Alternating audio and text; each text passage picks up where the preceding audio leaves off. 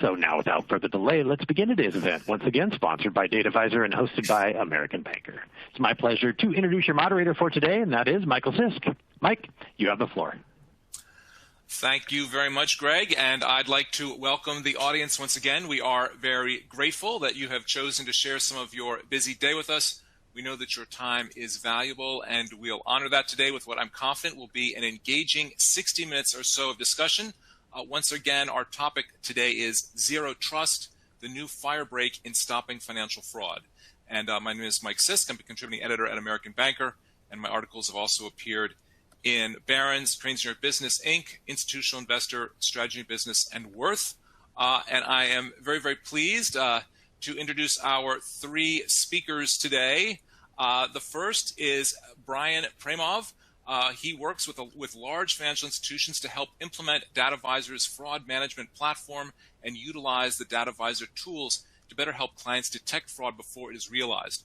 Brian has over 15 years of experience across both the financial services and e-commerce industries and has built fraud detection strategies for multiple companies to build a more proactive approach. He is a certified fraud examiner and holds a master's degree in business intelligence from the University of Denver. And we're very pleased to have Brian with us today, and joining him is Jonathan Kerr. Jonathan is a recognized expert in the field of cybersecurity and fraud detection. A former top-rated Gartner analyst, Jonathan was responsible for defining the fraud market and leading Gartner's insider threat and risk research. He regularly advises cybersecurity industry leaders on strategic growth and has worked with key figures in industry and government across the globe. Jonathan has testified in court as an expert witness and forensic investigator, and is a fellow of the British Computer Society. He also fuels his creative passion as a composer of film and TV music. So just delighted to have Jonathan with us today as well. And rounding things out today, John Watkins. John leads fraud strategy and operations for Genius Bank, the digital banking division of Manufacturers Bank, and a member of the Sumitomo Mitsui Banking Corporation family. His responsibilities include the build-out of authentication and customer protection functions, partnering with the product experience, risk, and technology teams at Manufacturers Bank and across SMBC to protect customers and the bank from fraudulent activity that might lead to losses, while also balancing a frictionless customer experience. John joins from the SAS Institute, where he was the global lead for identity and digital fraud. And when he's not fighting fraud, he is working on his Master's of Science degree in predictive analytics at Northwestern University. So also very, very pleased to have John with us here, and that is our panel today. Very much looking forward to our discussion. Before we jump into that, I want to just reiterate two quick housekeeping points that Greg made. One is that we do have a couple polls. I always encourage 100% participation. We share the results with everyone here live, so it's a really nice way for everyone to see where other folks stand on the issue we've come together to discuss. And also, we do have time for Q&A at the end, so you can put your questions into the queue throughout the hour. As they occur to you, do not have to wait until the end to do that. So definitely encourage you to do that. And if we don't get to a question you've asked today, we'll follow up after the program with you. So your voice will be heard. Please ask away. We very much want to hear from you. And so I'm going to kick things off actually with a poll here, and then we're going to approach the discussion today in sort of four different segments, sort of a round table discussion of the topic. So, but first of all, let me get us to this first poll, and basically, I'm just going to read the question and the two answers. Hopefully, that gives everyone enough time to sort of make their selection here. Do you have a common fraud strategy across your organization?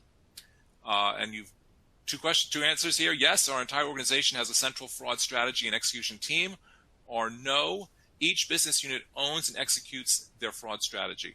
So let me give everyone just a couple seconds to usually try to hold things open here for 20 seconds or so everyone can weigh in, that will weigh in for us today. So, and then we'll be off to our first question on zero trust. So let me hold things open here.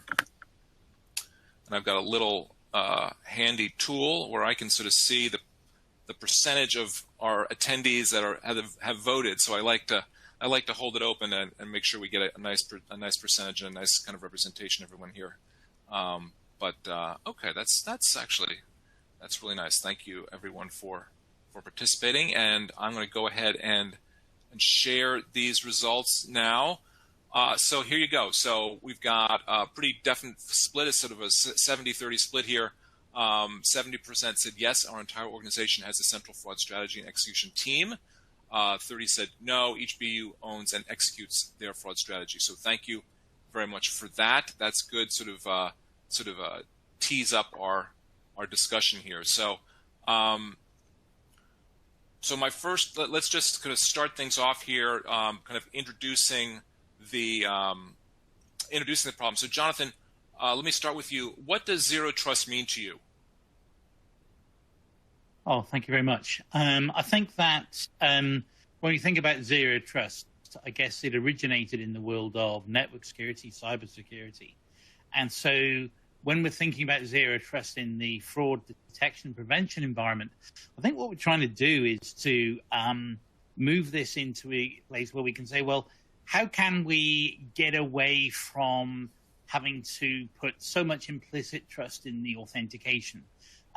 Obviously, people make an identity assertion, and we try and validate that with a password, MFA, and push messaging and so on. But I think zero trust says if we break that down, if we say, well, in fact, that's actually just another transaction, the identity assertion, then what we actually have is we have a series of transactions following that. And we can risk assess each one of those transactions and decide how, risk assess each one of those transactions. We can decide then how to treat each one of those transactions based on our organizational or indeed our BU departmental risk appetite and tolerance. And so obviously different transactions have different risk ratings requiring a different amount of trust to be placed into it. But if you say by default, we don't trust any transaction, including the identity assertion, but we use, if you like, the cumulative timeline across the interaction to assess and assign a trust rating. That, to me, is where I think zero trust in the fraud detection universe takes us. Interesting. Thank you. Thanks, Jonathan. So, John, where do you think zero trust fits in the current risk landscape with digital banks? Michael, I think Jonathan hit the nail on the head there, that it becomes a series of transactions, events, interactions, whatever you want to call them. And really it falls into a couple different areas. One is around the user, the customer, the entity itself. What type of verification? Have you established a firm relationship, and establishing that trust there? The second piece of it, especially in the digital realm, it becomes very much about the device. Everybody has become their cell phones. These are part of our DNA now. What do we know about the device? What risk does that device present? And then the third piece of it is around the behavioral piece of it. Do you trust? Is there a record of trust? Are there things that you can identify that brings that trustworthiness? Or are there things that create distrust, behaviors that you see that create challenges with that? So all in all, I think this fits very, very well with the digital banking piece of it, in that it's a remote relationship. We saw significant upheaval, since COVID, with so much of our life moving online. Whoever thought we'd be buying groceries? So much of our lives have moved to an online relationship now. So how do you manage in that world? So I think zero trust becomes implicit. It's table stakes. It's part of the game now if you're going to operate in a digital environment. Interesting. Thank you. And Brian, what challenges are you seeing customers face with aligning on fraud strategy within an organization? Yeah, so even just looking at that poll, 30% don't have and executes their own fraud strategy. So I think we have started to see kind of a problem depending on the customer level. Like if you have a brand new bank or a brand new financial institution, they don't even know where to begin sometimes. So you kind of have to walk them through building out some of those strategies in order to stop that fraud. And that really begins with the zero trust. Like, you can't necessarily, as it says, you can't trust anyone to begin with. And then you also have the problem with the bigger corporations where they get siloed into these different departments, and you might have different groups that have access to different applications that some fraud strategy groups didn't even know existed. Yeah, and I think there's something else as well, which I think is interesting. When you do have, like Brian was saying, these siloed groups, and it can even be siloed customer-facing services. So a brand new web app perhaps says, well, we don't want to be held back by whatever's going on in the contact center, and that's problematic. And the reason it's problematic is it gives tools, it gives weapons to the hands of our adversaries. We end up with a situation where fraudsters can exploit differences in fraud strategy and policy between different BUs, different groups within the organization. And by doing so, can get that chisel into the organization and start wreaking havoc and misuse. And Jonathan, I'll build on that in that many times there are different outcomes that different organizations within the financial institution are trying to solve for. You may have your BSA, your financial crimes team, that's looking to meet regulatory requirements. So there's a litmus test that they're trying to meet, a basic level of trust.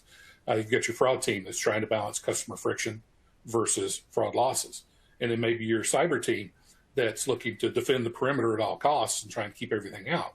So, one of the things from an alignment standpoint is how do you develop, a shared viewpoint and a shared framework between all those teams, so you don't have competing interests and competing goals within the organization, so that everyone's aligned, really to building out the best framework. Excellent.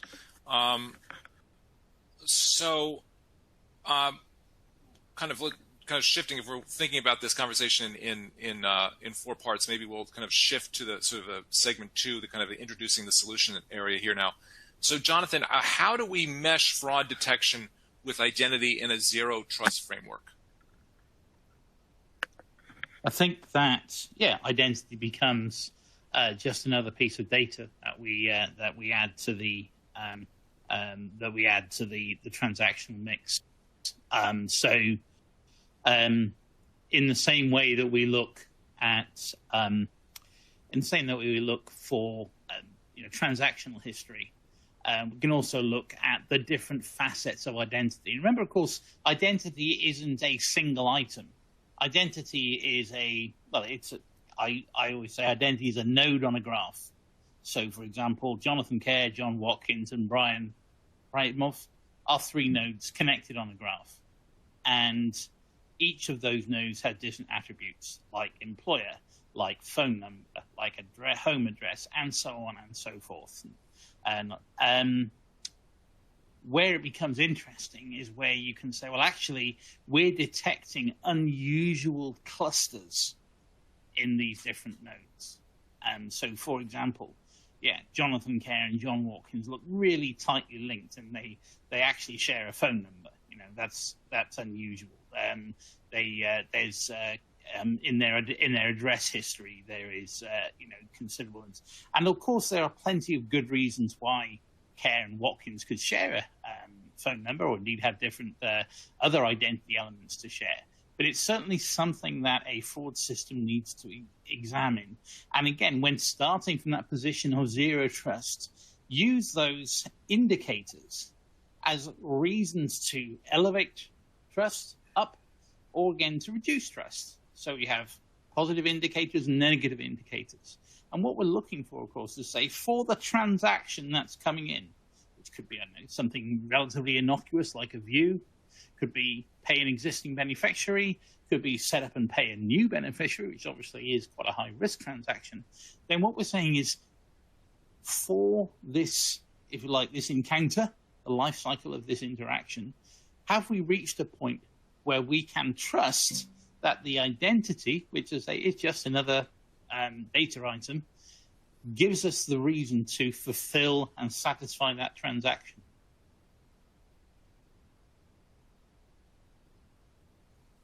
Very interesting. Thank you, Jonathan. And so John, what key capabilities do you think zero-factor authentication needs to deliver? Well, Michael, Jonathan started down the path talking about data. That is critical. It is the lifeblood for identity proofing, for fraud prevention, for detection at this point. Being able to bring in the right data at the right time based off of the activity that you're looking at is, that's how to win the game at this point. The second piece of it is, what do you do with that data?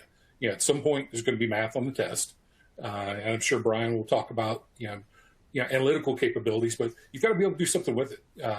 With the modern machine learning capabilities, being able to bring that together and look at what could be disparate signals. It could be from a device, could be identity verification information from your phone, from checking account. Bringing those different signals together and looking for unseen connections that the modern algorithms can bring out, that is a power that we've not had before. We've been looking for this for years. And then what do you do with it? Having decision capability, and ideally a decision capability as near to real time of the event as possible to do something with it.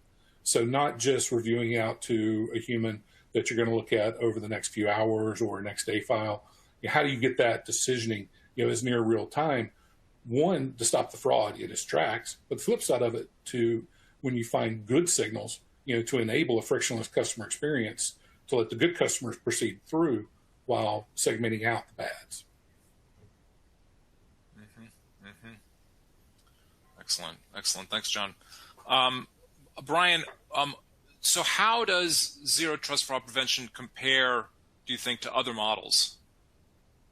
Yeah, I think John touched on it a little bit exactly on the sense of earlier about, we're seeing more and more clients and customers going to an online premise. So you don't have the visibility into that actual victim or the customer. So how are you able to identify that? And that's where the different models come into place in the sense of zero trust versus, some of the older, more traditional type models, in the sense of you need to be on top of it. You need to be thinking one step ahead of these different fraud platforms or the way the fraudsters are going to beat you. And that's where, really that online identification comes into play. Like John was saying, with the different data elements, the more data you have, the better we're going to be able to use it in those models to detect where a bad person might be. And the whole premise of that zero trust is the sense of, we see a lot of account takeovers coming into play. And the problem is you really want to trust that person coming back and back, again. But the fraud rings and the fraudsters are starting to understand that they can take advantage of a lot of the smaller banks or these bigger banks when they're siloed to say, yeah, we're really this person, because you're not using all of those data elements to quantify and basically, certify the person's really them. Excellent. Yeah, and I had a spate of calls from various different types of financial institutions with retirement funds who were looking at an account takeover on the online portal, closely followed by a call into the call center, followed up by a written letter saying, hey, can you please exfiltrate or transfer all my retirement funds to some place offshore that's really hard to get money back from, Caymans, Panama, anywhere like that. And of course, they used the experience that they had and said, hey, I just called into the call center and or I just logged into the online account. And of course, they used that to then build up a trust relationship to execute the next stage of their attack. And if we say, well, actually, every transaction needs to be weighted on its own merits, then if somebody sends in something saying, hey, can you transfer my $1 million retirement fund to a bank in the Caribbean, and then, of course, we're going to think twice about it. Because it doesn't matter what happened in previous transactions. That transaction on its own merits, a written letter, is, in fact, highly suspect. Yeah, Wow. Jonathan's example makes me remember an example that I saw where you have elder abuse, and then it's truly the elder person. It's friendly fraud where they're being taken advantage of, and you've had to have some of those tough calls with the actual victim to say, "I'm sorry, we can't allow this to go through," because it's another piece of that zero trust. You can see that it's still the same person, but there are abnormalities in the sense that they're maybe sending to a new person, or they're sending to the love scams. And you have to say, I apologize, but we can't let this go through. Interesting, really interesting. All right, let's take a break and do our second poll. Everyone, let me take us to this one here. Okay. So, same drill as before. I'm just going to read through the question and the possible answers here, and hopefully that will give everyone in the audience enough time to make their selection. So, what is the biggest challenge with gaining alignment across your organization? Is it a lack of data, a lack of resources, company culture, siloed business units, or a lack of tools? And again, we're looking for the biggest challenge. You might find all of these might speak to you to some degree, but in this case, we're looking for the biggest challenge with gaining alignment across your organization. So let me just hold this open for a few moments to gather some input, and then we'll be off to the races for the second half of our program here. But yeah, Brian, such an interesting dilemma, right? To have to step in during a transaction like that, and with elder abuse, and sort of say this is just not right, Very. Yeah, it's a sad and difficult conversation to have, and unfortunately, it happens more than you'd like. The love scams and then the elder abuse, as an example, just my own father had to give me a call one time when he asked if I was actually in jail in Mexico because someone called to pretend they were me right beforehand, saying I was stuck in jail in Mexico and to ask to send $2,000 to bail me out. He asked if I was in Mexico right now, and I said, no, that's not the case. Jeez. Oh my gosh. All right. I think that's probably enough time for a poll. Let me go ahead and share the results here. And okay, so pretty well spread across the board. Siloed business units, 31.4%. Lack of resources, 28.6%. And those are the two leaders. Company culture, 17.1%. But these are all pretty fairly represented. And just before I jump to the next question, Brian, I don't mean to put you on the spot, but just looking at these results, are these kind of in line with what you would expect to see, or kind of were there any surprises here? I would say that they're in line with what I expect to see, but it is unfortunate because, we are talking about the siloed business units and kind of the lack of resources. Those are two big ones. I mean, you can't play with what you don't know.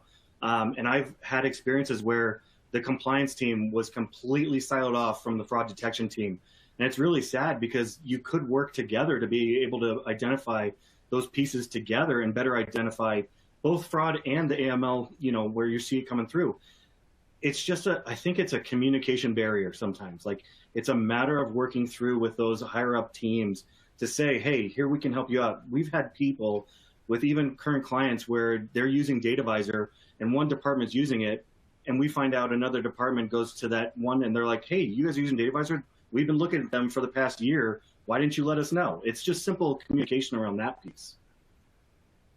Yeah, Brian, I'll build on that. Having spent time as a vendor, I've seen that so many times to where one group doesn't even know that you're using a solution in the other group. But what I've seen is you may get collaboration between your BSA function and the fraud function, around the basis around SIP and the identity verification piece of it, or you may get fraud collaborating with the CISO team around your web interactions.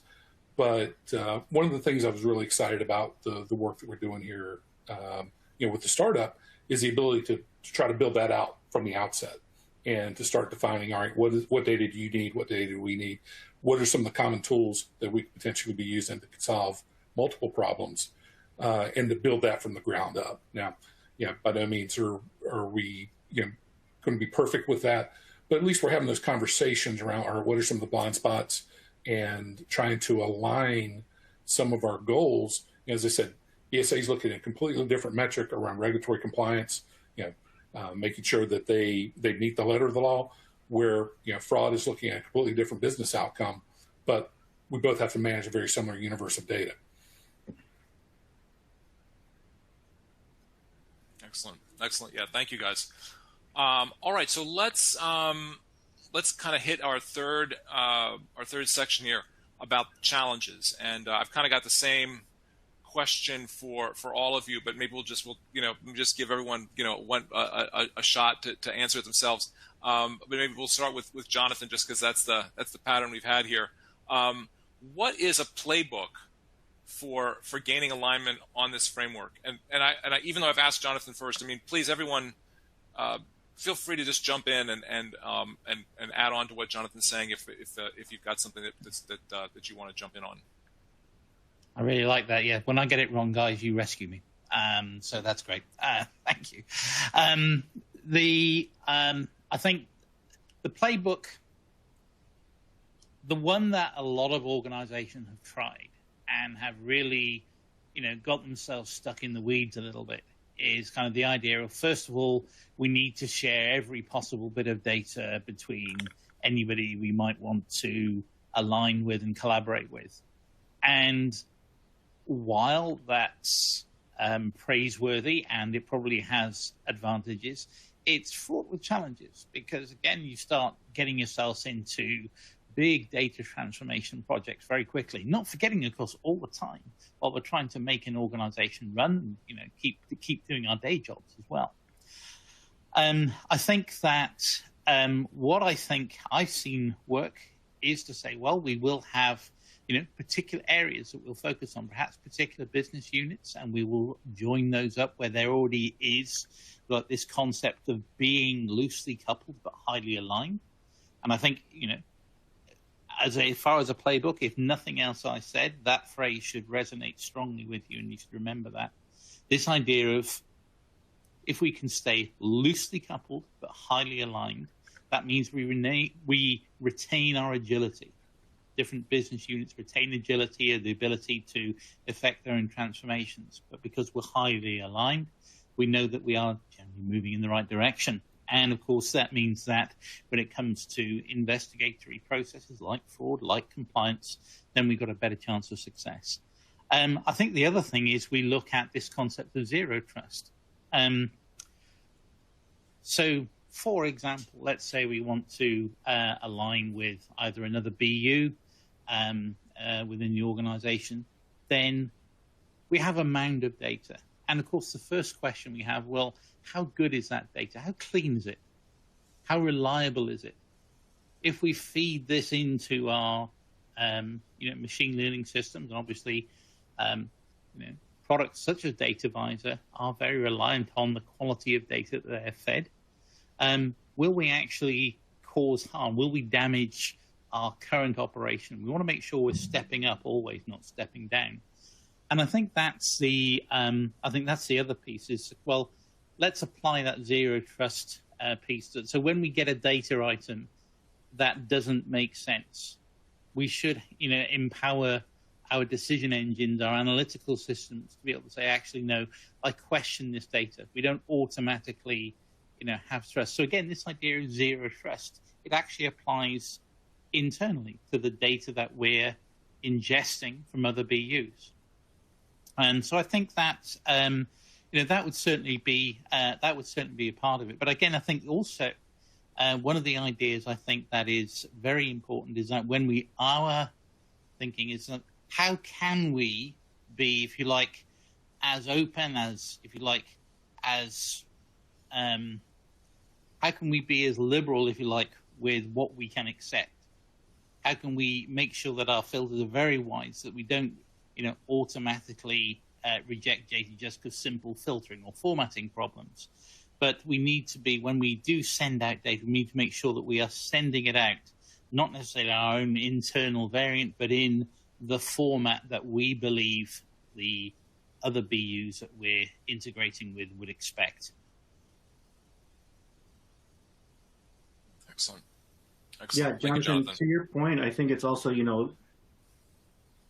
it's not even all the data. It's also the curiosities around latency. I mean, depending on how big of a company and how much data you're sending, one of the issues is latency. So if you're talking financial transactions, obviously customers are going to be very upset in the sense that if you have to wait for something to get through, you need to be able to handle that data load and be able to respond in a quick way so that the latency issues aren't a problem when integrating with those financial institutions. Yeah, Brian, you both of you hit the nail on the head there, because that gets back into the right data at the right time. So what type of event are you dealing with? What information do I need to establish trust or prove distrust here? And pull what you need. And to do that, the first thing around alignment is, your flexible orchestration. How are you able to get to the data that you need quickly? Legacy banks, you're dealing with very large IT systems, very heavy systems. Startups, you may be dealing with banking as a service, software as a service across multiple different cloud vendors. How do you orchestrate all that together? I love the point that Jonathan made there around zero trust to the vendor. From both the data quality and veracity of the data itself, is it actually effective? So all of those are things. How do you be very intentional about the data that you're pulling? How do you be intentional about the data that you share? And then, especially partnering with vendors like yourself, Brian, how do you make sure you're getting the right data at the right time so that you're making sure that, from a latency standpoint, you can get those responses back, in the timelines that you're looking for. And it's really interesting. I just a quick look at the Q&A queue, and thank you to everybody who's sending questions in. It's more warmly appreciated, and it lets us know that we're on the right track. We just had a question actually, originally for John, but I think it's certainly something for all of us. How big a problem is static or stale data in a zero trust fraud model, which is really interesting. And we've got another one, which I think is a plea for us to send some Tylenol. Why would the BSA department be separate from fraud? Because I do it all right now.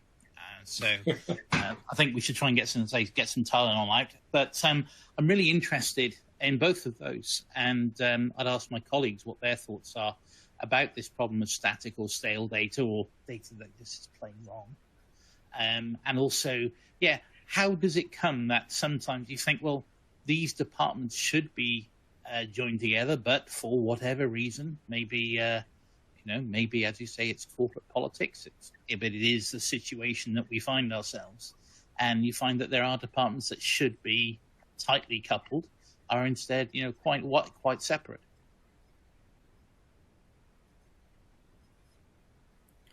Well, I'll jump in on the stale data piece of it. There's a definite decay as far as on the age of data. The longer you get to allow a bad actor to be able to make a change without being able to pick it up is critical. So if you're dealing with basic identity, social name, address, date of birth, phone number, email, the time between when it was last pulled and current, that's a big deal, because if someone is making a change, doing an account takeover or doing some sort of identity, those are things they're going to manipulate. So the zero trust, you're always interrogating, you're always refreshing this information. Telephony, the mobile network information, that device, understanding the latest update on that. Has that phone been ported? Has the SIM been swapped on it? SIM information is critical. Knowing, do I have information? I can go out and reach out to that device, with some sort of confidence that I'm actually going to reach the customer. So I don't think a zero trust environment and stale data are compatible. I think that's a challenge. Brian, Jonathan, love to get your take on that. Yeah, I fully agree. It's a matter of, static or stale. you run into the problem of, especially if you're getting hit with a fraud ring, let's talk about static to begin with. If you have latency in that, you're basically in a reactive state at that point, and you're already losing money. So that's one of the biggest issues, is you don't want to really have the reactive state. You want to be able to take that proactive action. And so that's where, certain things like a model and DataVisor's model and sending it in real time back so you can stop it in a more proactive way is really important. But stale data, the other thing is, like, let's say, you've got a bank account that changes multiple times over a transaction and you don't know what the correct information is. Well, if you're running that into, let's say, a model or even rules, but you're using stale or incorrect data at that point, you're going to run into a lot of issues. So that's where you really need to work on that latency, like I was talking about, in the sense that you want that bulk information to come as quickly as possible, because from fraud, they're not going to wait for you to send the information back. They're not going to wait for you to detect it. They're going to hit you hard and heavy. So you need to respond as quickly as possible to those pieces.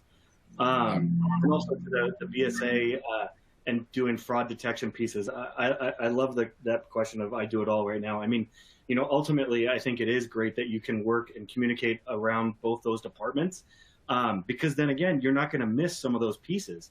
But unfortunately, not every company is built that way. And that's where I think John and Jonathan spoke to it a little bit, in the sense that you are going to miss some of those pieces. So, for the person to ask that question, I think, if you're doing it all, it might be stressful now, but you got to look at the positives of it as well, that you'll be able to detect it all together. I think, first of all, static data. I stood up at a conference organized. I was doing a keynote at my former employer. And I said, right, folks, 2,000 people in the audience, I'm going to turn you all into identity thieves. Most common static identifier is knowledge-based identifiers, mother's maiden name. I said, right, you can go onto Facebook and you can look up me on Facebook. You can look up my friends list, see who the one who's identified my mother, look up my mother's Facebook name, see her mother's maiden name is Wilkes. There you go. I've just turned you all into identity thieves. And again, because I trust everybody on this call, my first pet was a golden Labrador named Sally. The second, so I don't like static data. I don't think we should trust it. I certainly don't think we should trust anything that is static, as at the very most, it can be a public identifier. It is certainly not an authenticator. I am a big fan. Let's make our authentication as dynamic, as ephemeral as we possibly can. The second question about why is it a bad thing if BSA and fraud are all handled by the same department? And I kind of made a joke about this, about, can we get some American Banker or DataVisor brand Tylenol? But there is actually a real problem here. I went to a meeting of the Royal Society in London some time ago, and I heard a eminent professor give his inaugural speech. And he said, the big problem we have in our sector, the big problem is everything works in small. Everything works when it's a pilot or when it's just one transaction. Everything works. Where we have problems is when we scale. When we scale to, not just one BU, but everything in a country. Not just one country, but across the globe. Everything works small. We run into problems when we scale. And I think that is the reason when we look at these larger financial institutions, we go, hey, why are those groups separate? Well, they're separate because when they tried to work together, they creaked. They just didn't have enough resources to fulfill all the demands coming into them. Yeah, Jonathan, I'll build on that and take a little bit different direction. That I'll agree that for the BSA, the BSA malfunction and fraud, from a verification standpoint, so the initial customer assessment, the CIP, I think there's a huge opportunity for institutions to take the CIP process and, instead of looking at it as an onerous, here's a minimum criteria that I need to be reviewing, and then, okay, I've checked the box and I move on from that, which is what a lot of BSA teams will be doing. and really using that as, all right, here's the anchor point for my institution of, do I know this customer? And using that process for both fraud, BSA, to really get that anchor point from a customer management standpoint. I think 100% that is an area where there's wasted resources on both sides. There could be different outcomes based off of that, but that is an area that you're both looking at the same data. There's a basic litmus test from regulators that really doesn't meet what fraud needs. Take it to the next step and do CIP very, very well. When you move into the transactional piece of it, I think that's an area that, you've got a little bit different viewpoint around things, in that, there's very, very specific, there's an urgency around, from a fraud standpoint, to stop the money from going out the door, where on the AML side, there may be more of an aggregation and really looking for patterns of activity that may not necessarily be that I'm stealing from Jonathan or Brian's got my identity, but it may be a pattern of behavior between the three of us that starts to surface, that we need to surface up, that may make larger connections. So there I see definitely different outcomes and a little bit different world, where we start diverging when we get to the transactional piece of it. So be very interested to get your thoughts on that. I think it comes down to not recreating the wheel or doing duplicate work, John, like you kind of mentioned, in the sense that even with, let's say the online applications, and you want to CIP and everything, you also want to have that data at the fraud level. So it's also making sure that the teams know that, if you have features that identify both, a customer's identity that could be related to money laundering or compliance or related to fraud, that both teams are aware that these features are being used and they're already created, so that you don't have that excess work that, that other teams might have to create something when it's already built. And I think that's the biggest concern when you have those bigger companies, is you might go back and forth with the fraud and compliance teams to say, I'm looking at this, this, and this, or they're looking at, maybe an AML case, but fraud's already declined it, and no one even communicated back and forth that, they had that data together.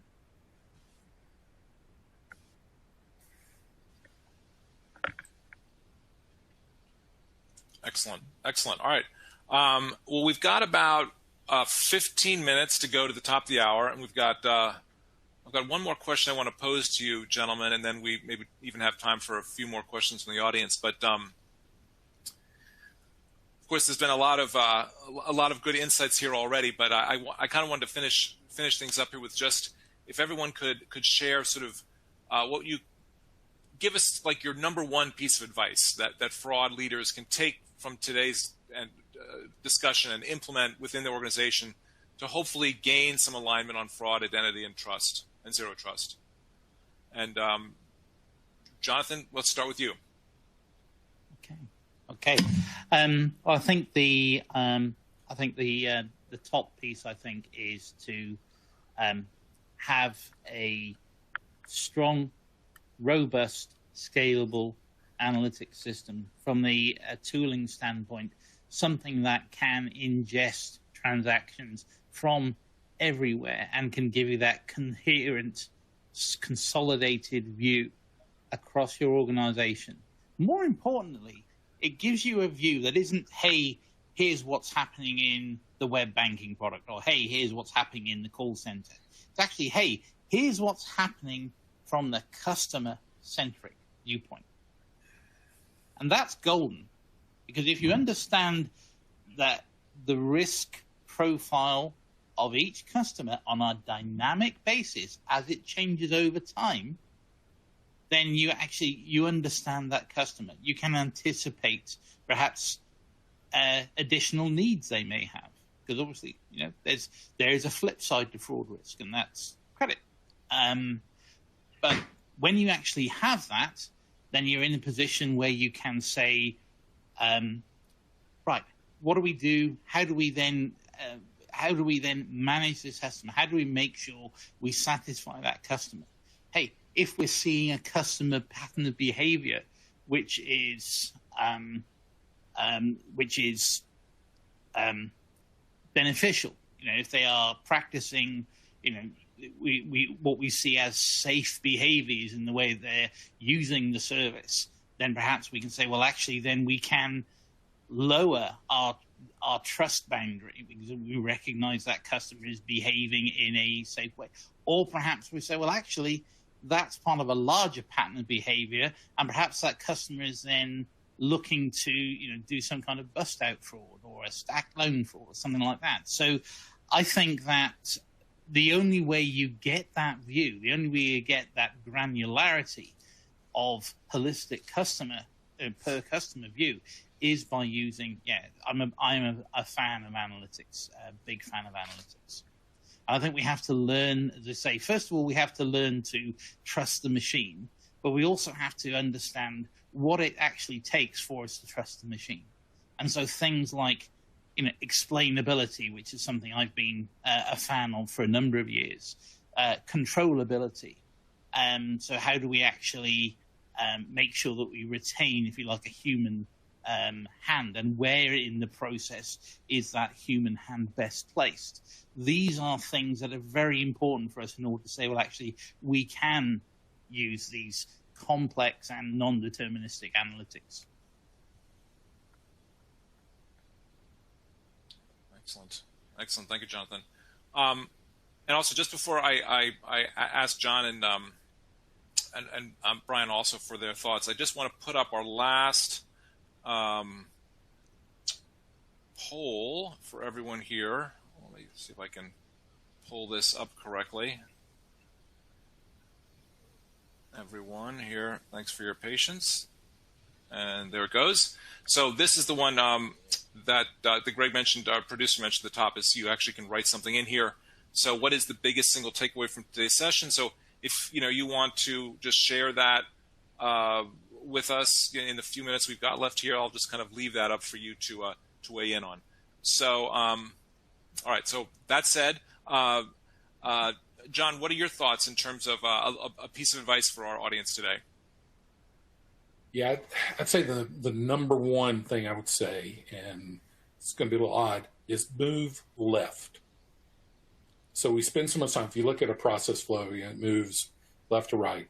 We spend so much time over here looking at the actual processes, the transactions, and everything that's happening, and chasing the event, chasing the multi-factor authentication, chasing the transaction that happens, chasing the money as it's moving around. Back to Jonathan's point, moving back over to the customer and what's going on with the customer and establishing that trust at that level, whether it is at onboarding, provisioning, starting the relationship, or whether that they're coming back to initiate some sort of activity, whether it's online, whether it's in the call center, on the IVR. Move left. Get away from the actual activity they're doing and into that initial interaction and establish that trust. Get the data that you need at that point. And I think that really begins to solve the problems we have around identity, solves the zero trust piece of it. Don't let them near the money. Don't let them near the things that are really going to cost you. Interact there with the customer when they approach you and fight the battle there. Excellent. Thanks, John. Brian, how about you? A little bit of advice here? Yeah, I mean, initially being in fraud and risk mitigation the majority of my life and talking zero trust, my thought would be trust no one, but you can't really do that across the board. So I would say, as your company's looking at things, talking about the different departments and silos, the biggest thing I would think about is where, and John kind of alluded to it, it's where those gaps might be, in the sense that if you're just stopping at the transaction level, think about if there's a gap to stop it before that. Can you stop it where they're logging in and those credentials are different than the normal credentials you've seen before? Or can you capture more of that data from an online financial perspective so that the models, or if you're using models or even rules and things like that, can take that predictive approach to stop it much quicker than the money's already gone. So that would be the biggest thing I'd say, is look at those gaps and see if you can prevent it much earlier than the transaction already occurring. Excellent.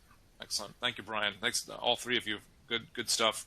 So we've got about 5 minutes left, and there are a couple more questions here in the queue. I want to thank everyone in the audience for pushing these questions toward us. Really, as Jonathan said, it makes us feel good when we get questions from the audience that we know we're sort of on the right track here. So, so let me ask John this one. How can fraud teams work with the CISO organization on adopting this zero trust framework?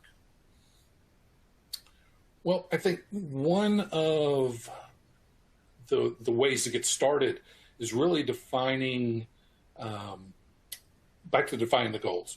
Much of what the CISO is looking at is at the server level or at the network level.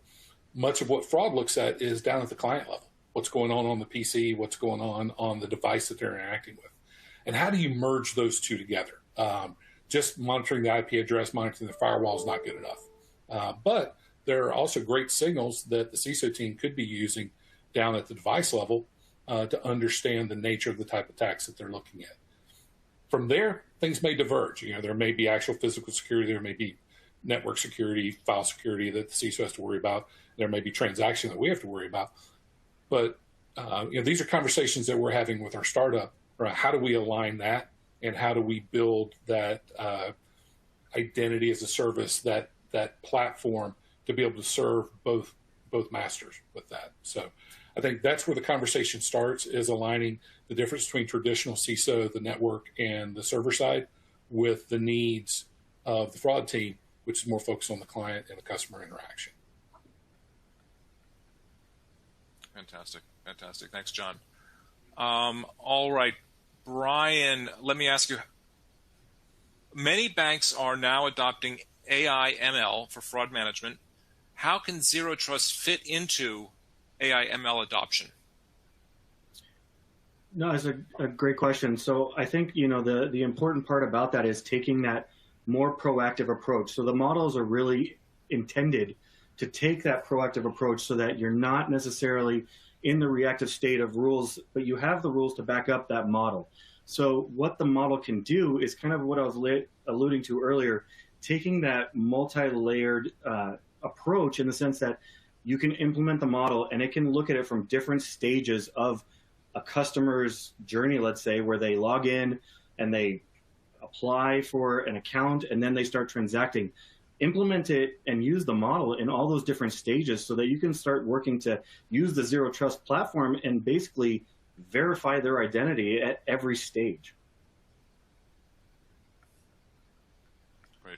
Great. All right. I think we have time for one last question here. Jonathan, I'll give you the last word here. Where do you see the biggest gap for banks in adopting a Zero Trust strategy for fraud? I think the biggest gap is where they have a legacy environment. And this goes right back to that first question. Where they have that legacy environment where they have different fraud strategies, policies, and indeed possibly frameworks for different BUs and different areas. That's, if you like, that means they're going in different directions. They're like the wild bunch. And I think the challenge there is to say, well, hey, before we do any kind of transformation, before we do any kind of, before we do any kind of data integration or even make any decision like that, we have to get to that stage where we can say, well, we are now, if uncoupled, we are aligned. And that's why I said, if nothing else from this, certainly from what I said in this seminar, I encourage people to remember loosely coupled, highly aligned, because that alignment at the strategic level actually enables all of the other pieces that are needed to happen to go through. Great. I think that is a wonderful note to end on here. We're right almost exactly the top of the hour, and we always like to bring our programs in on time, knowing that so many folks are rushing off to something else at the top of the hour. So let me thank Jonathan, John, and Brian. Really great hour of discussion. And of course, everyone in the audience, thank you for being here, for asking all of those questions. We will be sending you a follow-up email the next day or two that will have a link to a recording of this event, so you'll be able to listen to the highlights at your leisure in the future. So we'll encourage you to take a re-listen because there's some great content here. And with that, I think I will officially wrap it up. Wish everyone a wonderful day, and I hope you'll join us again here very soon. Thanks so much.